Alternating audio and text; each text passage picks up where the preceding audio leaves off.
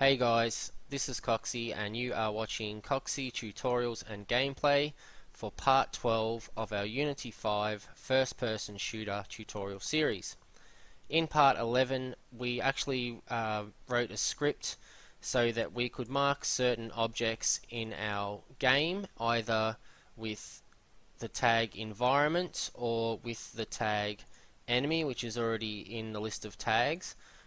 And what this will do is when we shoot the objects marked with environment with our gun, it will instantiate a bullet hole effect which we made in the last tutorial. And today we are going to finish it off because we've actually already scripted the blood effect for when we shoot a enemy marked with the tag enemy, like I have tagged this little fella over here as enemy. So if your enemy isn't tagged as enemy, just go up to tag and just click on enemy. There will already be an enemy tag made in the tag menu here for you, so you don't have to make another one. Okay, so what we're going to do today is we're actually going to make a blood effect, and I did say in the last tutorial I'm pretty rubbish when it comes to using particle effects and making things from them. So it's just going to be very basic blood effect, and yeah, we'll just get it working so that we actually have some kind of blood effect coming out of the enemy over here when we shoot him. So first things first, I am just going to line myself up with this board, our test backboard, and I'm going to click off everything in the hierarchy and just create an empty game object. I'm going to press F2 and I'm going to call this not blood, I'm going to call it blood effect.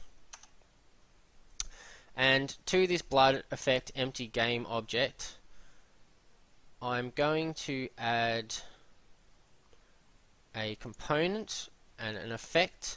And you can either add just a particle system like this one up the top here, or you can go to legacy particles, and usually if you're going to make particles like blood or things like that and fire, you would use an ellipsoid particle emitter, and then you'd also add a particle animator and a particle renderer. We might do this later on, but just for today we're just going to pick the particle system here, and I'll show you the difference between the two if you guys want at a later date. So particle system, I'm just going to pick this, and as I said, I don't know how to use the particle systems very well because there is a lot of things to choose from. So the best advice I can give you is to just play around with all the different settings and till you get the effect that you want. There's so many to go through. We're not going to go through them all today. We're just going to play with a few of them. So first things first, as you can see, once we added the particle effect, we can see our particles on the screen coming from our empty game object, and they're just white little balls at the moment.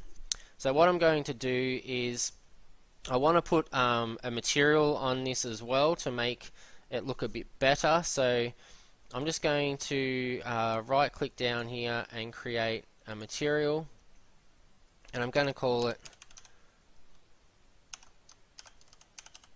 blood effect, and then I'm just going to import. I've got a couple of blood textures in here. Make sure you find a blood texture with an invisible background, like I always tell you for things like bullet holes and things like that. Don't get one like this bullet I've got here that has a black background. You make sure you take it into some kind of program like GIMP or Photoshop or any of the basic ones that come with Windows and make the background invisible. So I'm just going to import this, which I have now, and I'm going to put this texture onto my material. So we've got our material here. I'm going to change the color to like a kind of red like that straight away, and I'm going to leave the rendering mode, and instead, like as we did for the bullet hole, we use cutout. We're not going to do that for this one. We're just going to go up to standard, we're going to go to particles, and we're just going to use multiply. So now when we click on our bullet effect, and we grab the new material we've made, not the texture, make sure it's a material. Drop that in there, and as you can see, it's changed all those little white balls into blood. So now we're just going to mess around with some of the particle settings and try to get this looking, you know, as close to blood as I can. So don't expect too much, but let's get started. So what we're going to do is I'll change the start lifetime to, I'll change this to a very low number because I want it to start very fast. Like I want it to make the particle effect as soon as the ray hits the enemy. Alright, so I'm going to do, I think the lowest is 0.05 maybe. Yeah, I think that's the lowest you can go. Start speed, we want it to start pretty fast, so I'll just leave that on 5 for now. Start size, maybe make that 2, make it a bit bigger. Start color, I want it to be red. And you got max particles here, so we don't want a heap of particles because it's going to make this effect every time a bullet hits, and because we've got the minigun, it's going to make a lot of particles because there's going to be so many rays hitting the enemy as we hold the trigger down. So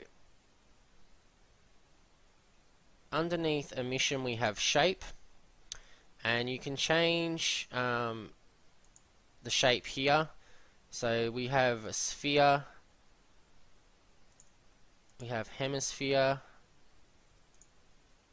we got box and mesh. I think mesh just makes the actual mesh come up in the middle as it looked before. So hopefully I'll try mesh, and now I want to change the size over lifetime. So this one here, you see none of these are selected, so if you want to use these ones, all you do is just click the little circle there and open it up. And with the size over lifetime, I can pull this down so it starts off smaller and then it should get bigger. Alright, so I'm just going to drag the blood effect down here so it's made a prefab for us, and then on the first person controller I'm just going to drag that into the blood effect slot that we made in tutorial 11. So yeah, we'll just quickly have a look and see what it looks like. That's still tagged as environment obviously, so I'll just quickly tag this as enemy.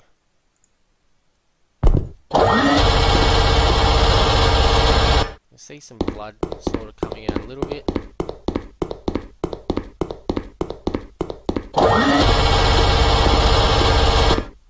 Okay, so we get a blood effect when we hit the enemy. It's not that great, so we might just quickly play around for a little bit more. I won't spend too much time on it. As I said, you really just got to keep playing with these settings. You can even add sub-emitters, like you can actually make another particle system, attach it to this one as the child, and then drag it into these slots here, and it will make, say you just wanted to have the big blood effect in the middle and then make little spurts coming out of the sides, you could make the little spurts ones coming out of the side and then put that in like the top slot here, and it should play both of the particles at the same time. So you can get some pretty cool effects. You can get a lot from the asset store pre-made, but you have to actually pay for them. I couldn't actually find much up-to-date information about making blood particles in Unity, so I've just had to stuff around for it and just do the best I can for this tutorial. So now, what did I want to do?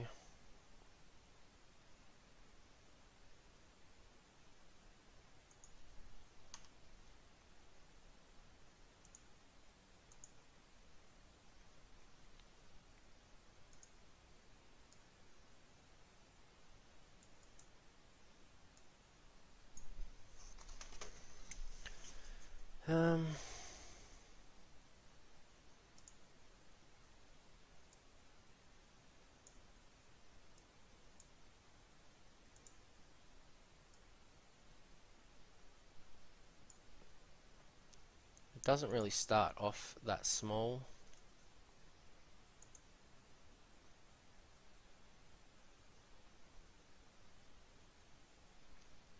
I'll drag this down into here to update it, and I'll just see what the actual hemisphere looks like. Okay, so I kind of like that one a bit better than just the plain mesh.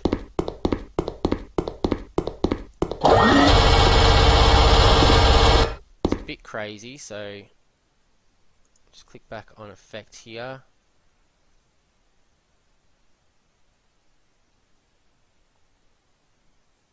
And the radius I might put to 0.1, 0.2, so it doesn't jump around as much.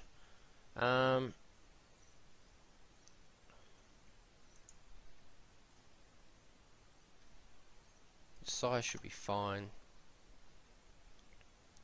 I'll just test it out with the smaller radius and see what it looks like. That's a bit better. It's not jumping around as much.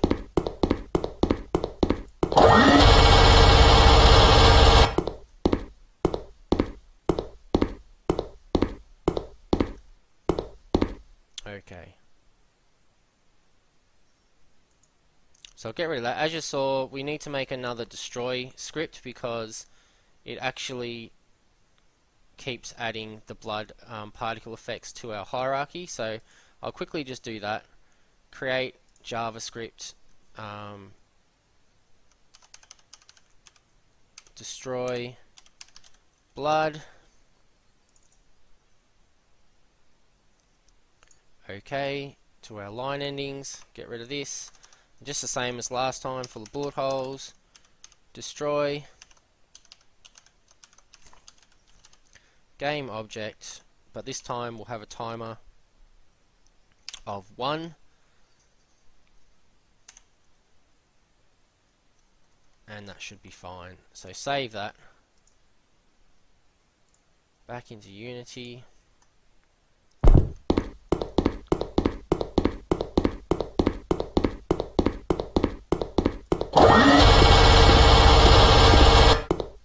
Okay, so now we actually have blood that comes out of our enemy. I think I've made a bit of a mistake there because I don't think I put the destroy script on our blood effect. So we're probably going to need to put it on there to actually destroy it. So put that on there. I'll just try it again.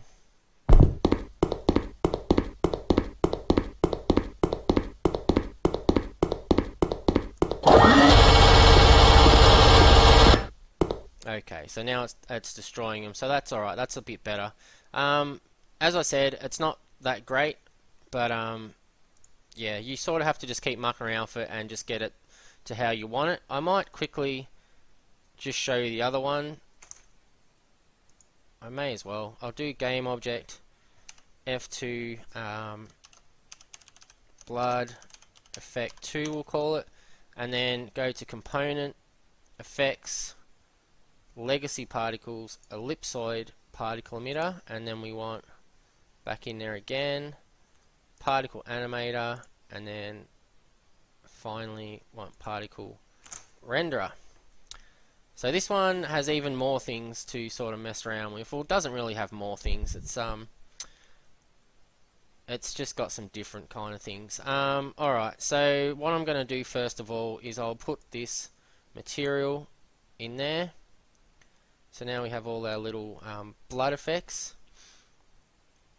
It says the minimum size and the maximum size. So the minimum size, we'll start off with 0.1, and then we'll do 5's pretty big, maybe 2. Okay. Minimum emission, maybe do 25 and leave the other one as 50. I have no idea what I'm doing, guys. I'm just changing these. So now what else we got in here? You can change the velocity, the angular velocity, and all this kind of stuff. So you can mess around with all them settings if you want. We don't need to do it one shot because we're going to have the destroy. We got the emitter range. We really don't want to make that bigger because then it will just make the blood spawn in a bigger area. Ellipsoid, what happens when we change these?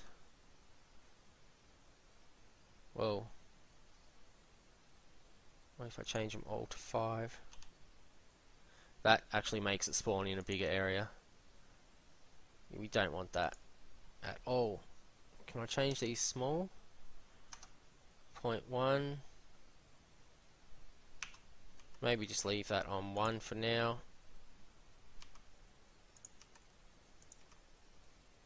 Like that. And yeah, this has size grow as well. So for this one, we'll start off and do size grow, and we'll see what. Yeah, so that kind of gives you a more realistic kind of blood effect as it's growing. What if we change the maximum size to 1? I kind of don't mind that at all. I like that a bit better than the other one, actually. We still got the particle animated to muck around with. You can change all these. You can change the opacity and the color. Oh god. You can change the opacity and the color of each individual one of these and mess around with that if you would like. And then we have the particle renderer under here. So you can mess around with these as well. There's plenty of things to mess around with. This is where we've actually put our blood material. But I actually don't mind how that looks now. So for the sake of not doing another super long tutorial, I'll just drag blood effect 2 to make our second prefab, and then on our first person controller I'll put this one in there instead.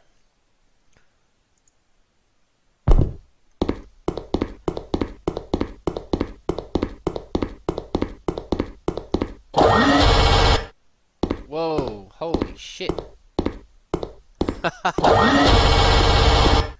Okay, so we made a lot of blood.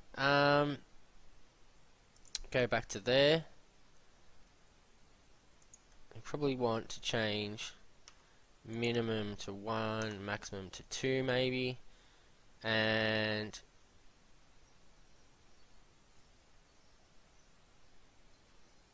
maybe yeah like that, because it's gonna be repeating this over and over again every time we hit it, so there's still going to be a lot of blood coming out. Maximum size maybe 0.5.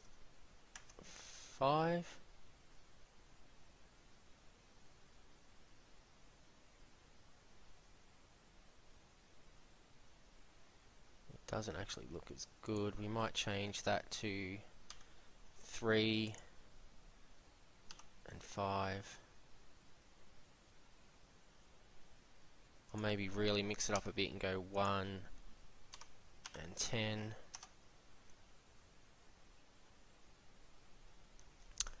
Okay, so what about the energy? What does this do? 10, 20.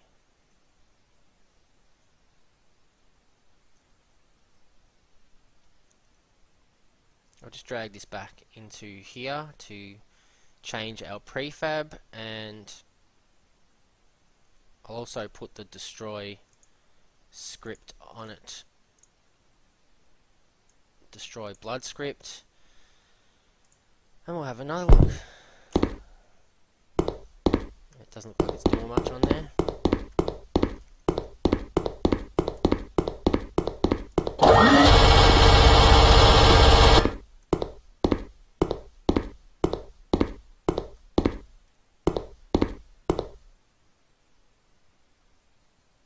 Okay, so the reason why it's doing that is because I think I added the script onto there instead of onto here. Make sure you add your script onto the prefab that you have down in your assets. So now that's on there, and we'll delete this one off. Yeah, that looks a bit better. Let's go check it out on the enemy.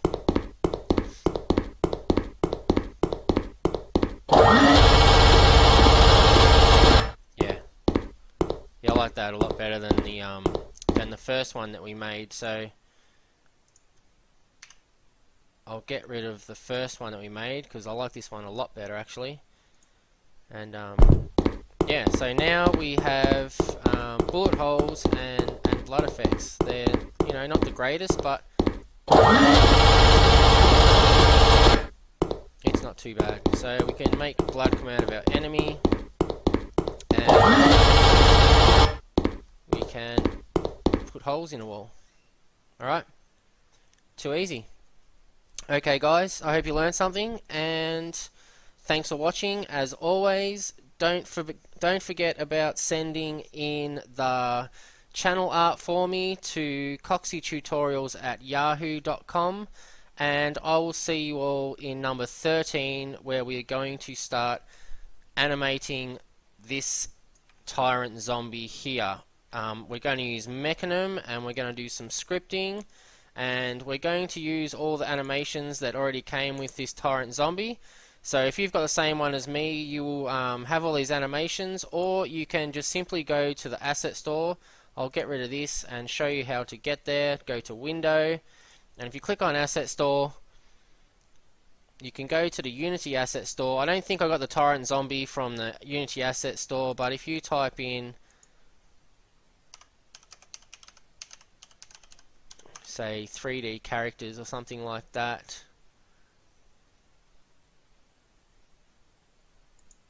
maybe